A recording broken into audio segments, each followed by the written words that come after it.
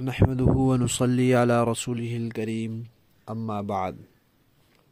ترجمے والے قرآن پاک کا صفحہ نمبر 990، 27واں پارہ سورہ قمر،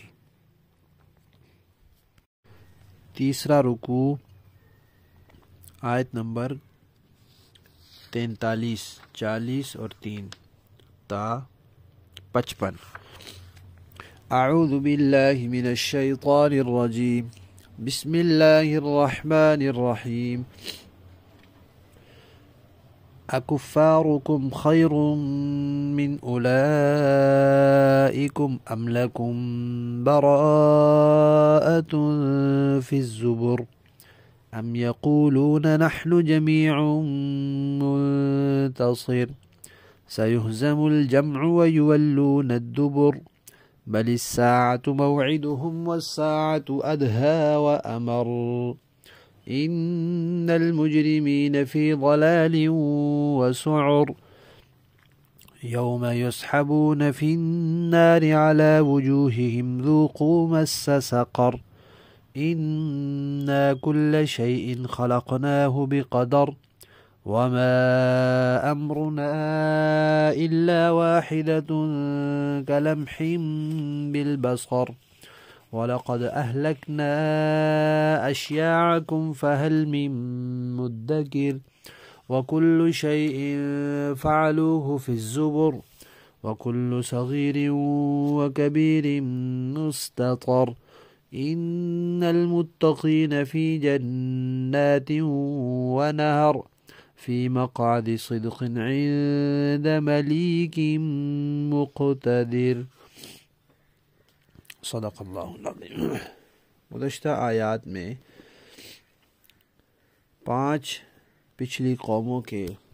واقعات اور ان کا انجام ذکر کیا گیا، قوم نوح اور قوم عاد، قوم ثمود، قوم لوط اور فرعون کا۔ اب اللہ تعالیٰ مکہ والوں کے بارے میں فرما رہے ہیں کہ کیا یہ مکہ والے ان سے بہتر ہیں؟ ان کے اندر کوئی ایسی خوبی موجود ہے جو ان کے اندر نہیں ہے؟ ان کا مال ان سے زیادہ ہے، ان کی بادشاہت اور حکومت ان سے زیادہ ہے، کیا خوبی ہے ان کے اندر جو ان کافروں میں نہیں تھی؟ کہ یہ کہتے ہیں کہ ان کو تو عذاب آیا، ان پر تو عذاب آیا اور ان پر نہیں آئے گا، کوئی ایسی چیز ان میں نہیں ہے، لہذا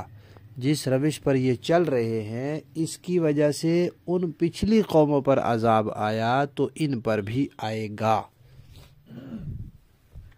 دوسری بات یہ کہی کہ کیا ان کے پاس کوئی معافی نامہ لکھا ہوا ہے کہ یہ جو بھی کریں گے ان کو کوئی سزا نہیں ملے گی؟ کسی آسمانی کتاب میں، آسمانی صحیفے میں کوئی ان کو معافی نامہ لکھ کے دیا گیا ہے؟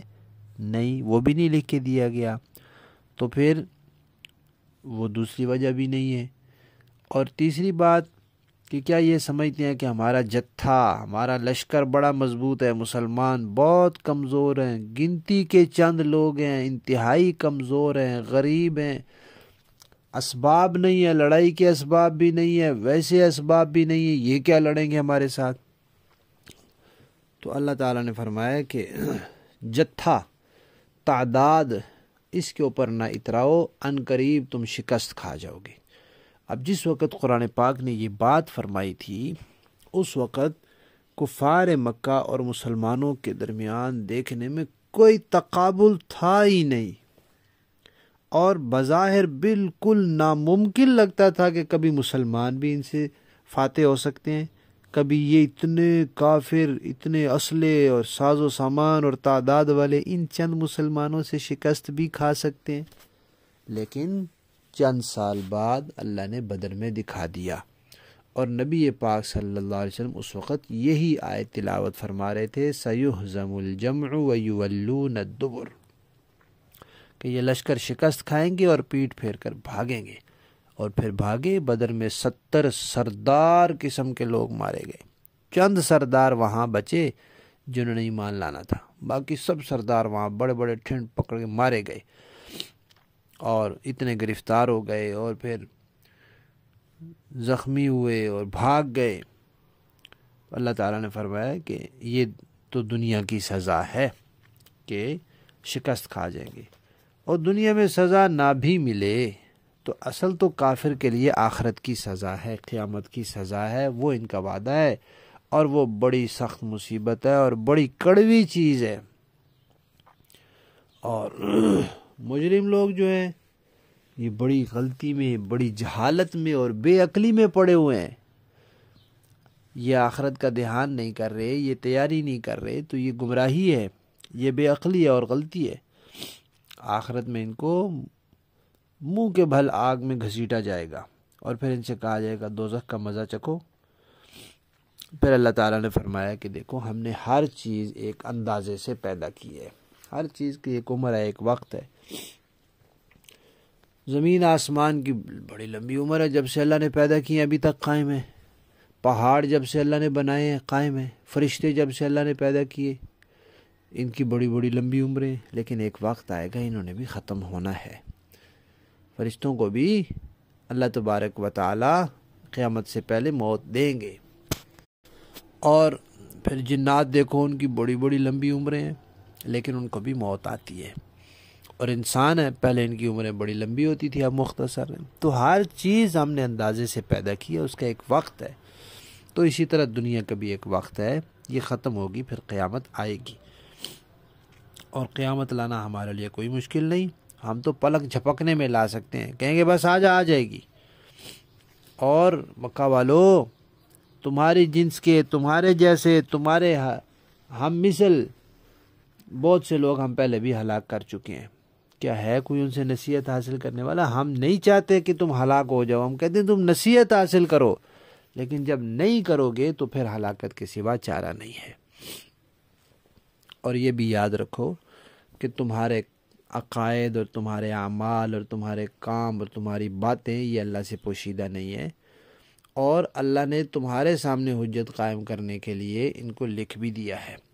جو کچھ وہ کر رہے ہیں یہ صحیفوں میں لکھا جا رہا ہے، اور ہر چھوٹی بڑی بات وہاں لکھی ہوئی ہے۔ ایک تو اللہ نے اپنے علم کی بنیاد پر پہلے لکھی، پھر یہ جو کر رہے ہیں وہ ان کے نامہ اعمال میں لکھی جا رہی ہے، قیامت کے دن ان کو دکھائی جائے گی۔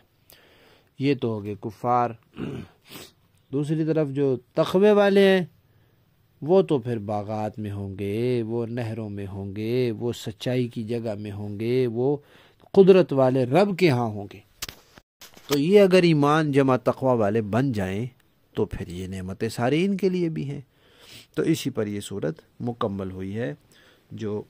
جس کا مرکزی عنوان تھا قیامت، اور یہ کہ اللہ تعالیٰ مہلت دیتے ہیں۔ تو مکہ والوں کو مہلت ملی ہوئی ہے، 13 سال ان کو مہلت ملی، 14 سال پھر اس کے بعد جا کے کہیں بدر میں ان کی پٹائی ہوئی۔ لفظی معنی دیکھیے، اکفارکم، کیا تمہارے یہ جو کافر ہیں مکہ والے، خیرن بہتر ہے، من اولائکم، ان قوم عاد، سمود، قوم لوط اور نوح وغیرہ سے، ام لکم، یا پھر تمہارے لیے اے کافرو، براءتن، کوئی معافی نامہ لکھا ہوا ہے، فی الزبر، آسمانی کتابوں میں، ام یقولون، یا یہ کہتے ہیں، نحن، ہم لوگ، جمیعن، ایک جتھا ہیں، مجمع ہیں، جماعت ہیں، منتصر، انتقام لینے والے، بدلہ لینے والے، یا اپنا خود بچاؤ کرنے والے، کہ ہم بڑا جتھا ہے، ہم خود اپنا بچاؤ کر سکتے ہیں، خود بدلہ لے سکتے ہیں۔ تو بھول جاؤ، کیونکہ جب اللہ کی طرف سے مار آئے گی تو کوئی نہیں اپنا بچاؤ کر سکتا۔ سیہزم الجمع، ان قریب یہ جماعت، یہ جتھا شکست کھائے گا، ویولون الدبر، اور پیٹ پھیر کر بھاگیں گے۔ بل الساعۃ، بلکہ جو قیامت ہے، موعدہم، وہ ان کے وعدے کا وقت ہے، والساعۃ، اور قیامت تو، ادھا، بڑی سخت ہے، بڑی مصیبت ہے،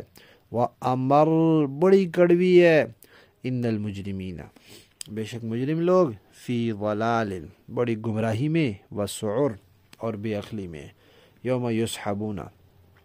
جس روز گھسیٹے جائیں گے یہ، فی النار، آگ میں، علی وجوہہم، اپنے منہوں کے بل، ذوقوا، اور ان سے کہا جائے گا چکھو، مس سقر، آگ کے لگنے کا مزہ۔ انا، بے شک ہم نے، انا کل شیء، بے شک ہر چیز کو ہم نے، خلقنا، وہ پیدا کیا ہے، بقدر، ایک اندازے سے، وما امرنا، اور نہیں ہے ہمارا حکم، الا مگر واحدۃ ایک، کلمح بالبصر جیسے پلک جھپکنا آنکھ کا، وَلَقَدْ أَهْلَكْنَا اور پکی بات ہے کہ ہم ہلاک کر چکے ہیں، اشیاعکم تمہارے جیسوں کو، فَهَلْ مِن مُدَّکِرْ پہ کیا ہے کوئی نصیحت حاصل کرنے والا، وَكُلُّ شَيْءٍ اور ہر چیز، فَعَلُوهُ جو انہوں نے کی، فی الزبر و اعمال ناموں میں درج ہے، وَكُلُّ صغیر ہر چھوٹی، وَكَبِيرٍ اور بڑی، مستطر اس میں لکھی ہوئی ہے، ان المتقین بے شک تقوی والے لوگ، فی جنات باغات میں ہوں گے، ونہر اور نہروں میں ہوں گے، فی مقعد صدق سچائی کے مقام میں ہوں گے، عند ملیک مقتدر قدرت والے بادشاہ کے پاس ہوں گے۔ با محاورہ دیکھیں جی، اکفارکم خیر من اولئکم ام لکم براءۃ فی الزبر، کیا تمہارے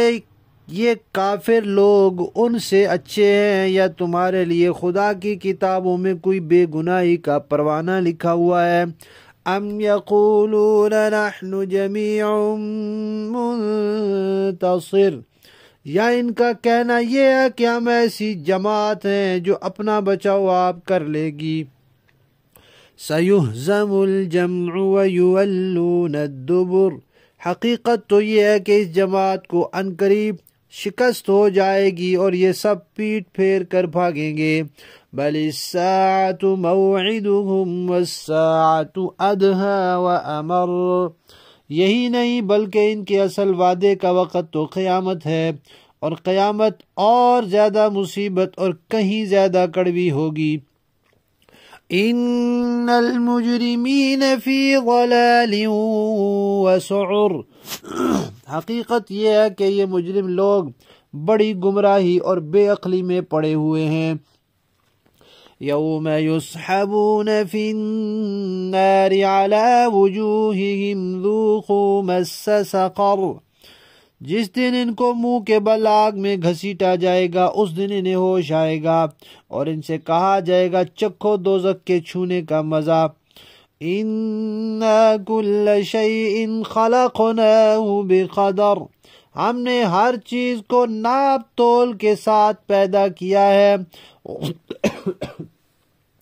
وَمَا أَمْرُنَا إِلَّا وَاحِدَةٌ كَلَمْحٍ بِالْبَصَرِ، اور ہمارا حکم بس ایک ہی مرتبہ آنکھ جھپکنے کی طرح پورا ہو جاتا ہے، وَلَقَدْ أَهْلَكْنَا أَشْيَاعَكُمْ فَهَلْ مِن مُدَّكِرٍ، اور تمہارے ہم مشرب لوگوں کو ہم پہلے ہی ہلاک کر چکے ہیں، اب بتاؤ ہے کوئی جو نصیحت حاصل کرے، وَكُلُّ شَيْءٍ فَعَلُوهُ فِي الزُّبُرِ، اور جو کام انہوں نے کیے ہیں وہ سب اعمال ناموں میں درج ہیں، وَكُلُّ صَغِيرٍ وَكَبِيرٍ مُسْتَطَرٍ،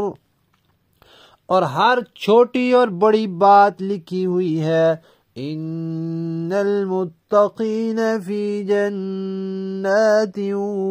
ونہر، البتہ جن لوگوں نے تقوی کی روش اپنا رکھی ہے وہ باغات اور نہروں میں ہوں گے، فی مقعد صدق عند ملیک مقتدر، ایک سچی عزت والی نشست میں ہوں گے اس بادشاہ کے پاس جس کے قبضے میں سارا اقتدار ہے۔ صدق اللہ العظیم۔